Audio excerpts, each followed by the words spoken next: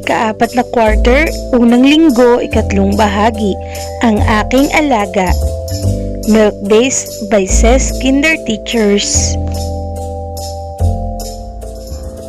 Bago tayo magsimula ay alamin muna natin kung paano gamitin ang module na ito.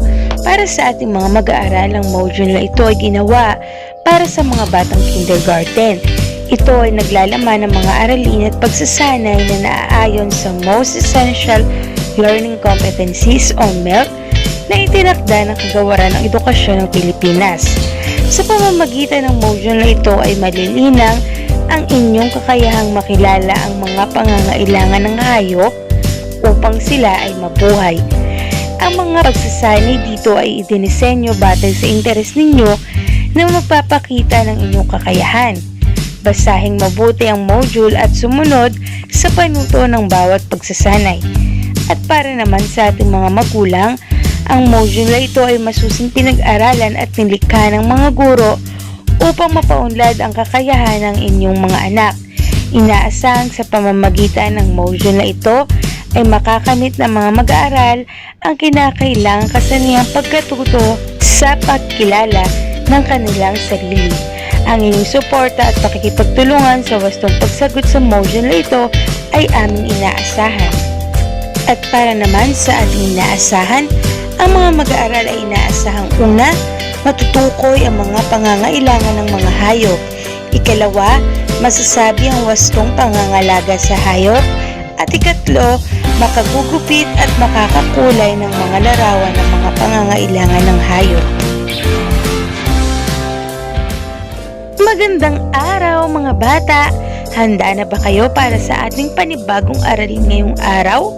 Kung kayo ay handa na, manood at makinig na. Ngunit bago tayo magpatuloy ay sagutan muna natin ang unang pagsubok at baliktanaw sa ating mga module. Para sa ating unang pagsubok, maaari mo bang iguhit ang iyong alagang hayop? At para naman sa ating baliktanaw, bilugan ang larawan ng hayop sa loob ng kahon. Alamin naman natin ang pangangailangan ng hayop sa ating kapaligiran. Ang kanilang unang kailangan ay pagkain. May mga hayop na kumakain ng halaman, prutas o gulay. Ang iba naman ay maliliit na hayop o di kaya ay karne. May iba din na kumakain ng buto. Ang kanilang pangalawang pangangailangan ay tubig. Tulad natin ang mga hayop ay nauuhaw din. Kaya naman dapat natin silang painumin ng sapat na tubig. Ang ikatlo naman ay ang tirahan. Ang mga hayop ay kailangan ng tirahan upang sila ay may masilungan at matirahan ayon sa kanilang katangian. At ang panghuli nilang kailangan ay hangin. Ang mga hayop ay kailangan ng hangin upang sila ay makahinga. Magaling mga bata! Nawa ay natuto kayo sa ating aralin ngayong araw. Upang subukan ang inyong kakayahan, gawin natin ito. Para sa unang gawain, idikit ang larawan ng iyong alagang hayop sa loob ng kahon at isulat ang kanyang pangalan sa patlang. Ito ang aking alaga na si ang pangalan ng inyong alagang hayop. Ikalawang gawain, kulayan ng larawan ng pangangailangan ng hayop. At para naman sa ating ikatlong gawain, ikahon ang larawang nagpapakita ng pagmamahal sa mga hayop. At para naman sa ating ika-4 na gawain, ang mga hayop ay nangangailangan ng tirahan.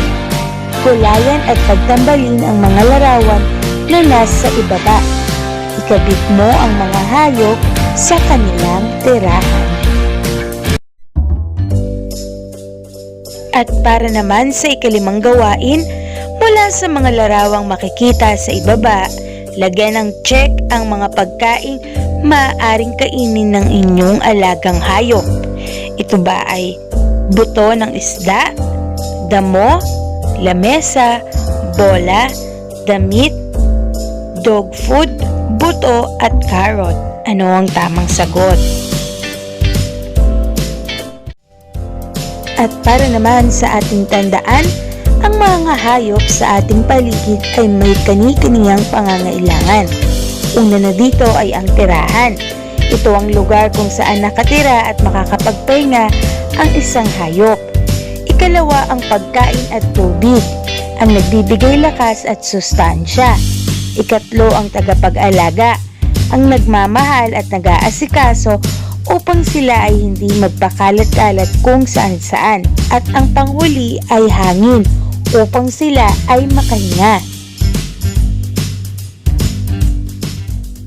At para naman sa pag-alam sa mga natutuhan, iguhit sa loob ng mga hugis ang mga pangangailangan ng hayop.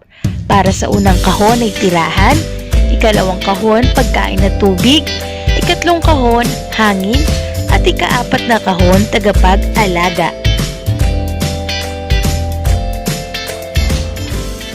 At para naman sa pangwakas na pagsusulit, sa tulong ng inyong mga magulang, isulat ang salita o mga salita sapat lang upang mabuo ang pangungusap.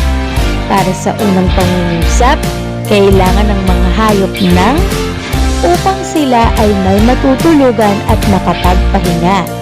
Ikalawa, kailangan ng mga hayop ng upang sila ay mabuhay. Ikatlo, kailangan ng mga hayop ng upang sila ay makahinga.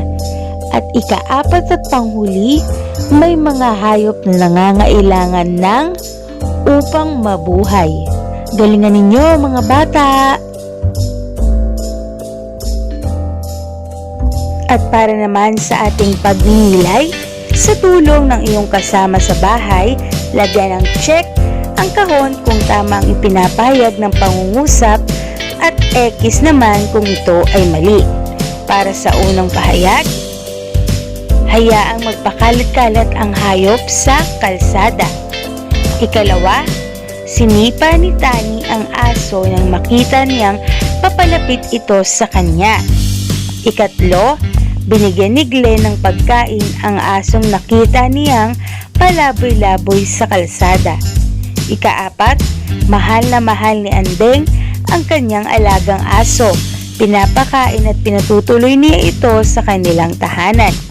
Ikalima at panghuli, nakakita si Ruben ng isang kuting sa gitna ng kalsada.